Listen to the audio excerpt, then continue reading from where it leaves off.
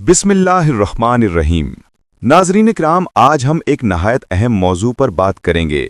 जब आमदनी कम हो, बरकत ना हो और ज़िंदगी की बुनियादी ज़रूरियात पूरी ना हो रही हों, तो एक मुसलमान को क्या करना चाहिए? इस्लाम ने हमें इसके रूहानी और अमली दोनों हल बताए हैं। सबसे पहला कदम यह है कि हम अल्लाह पर यकीन रखें कि रिस्क का देने वाला सिर्फ वही है। अगर आमदनी कम है तो मायूस ना हों, बल्कि शुक्र अदा करें।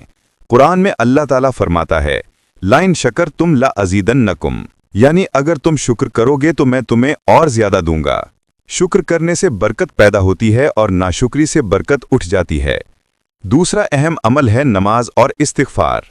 कुरान कहता है कि वअमुर अहलका बिस्सलाती वस्तबिर अलैहा ला नसअलुका रिज़्क़न नहनु नरज़ुक़क, यानी तौबा और इस्तिग़फ़ार रिस्क में कुशादगी का सबब बनते हैं।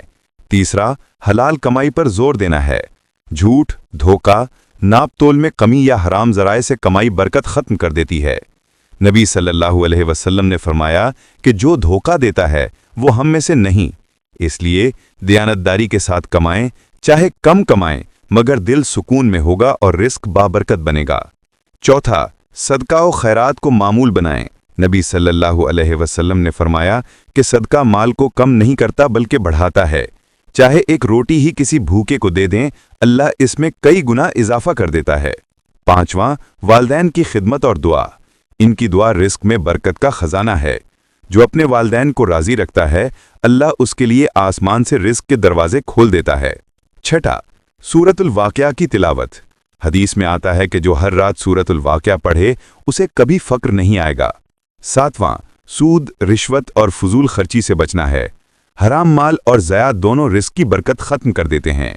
आखिर में अपने खर्च का हिसाब रखें, गैर ज़रूरी चीज़ों को छोड़ें और सुबह व शाम अल्लाह का शुक्र अदा करें।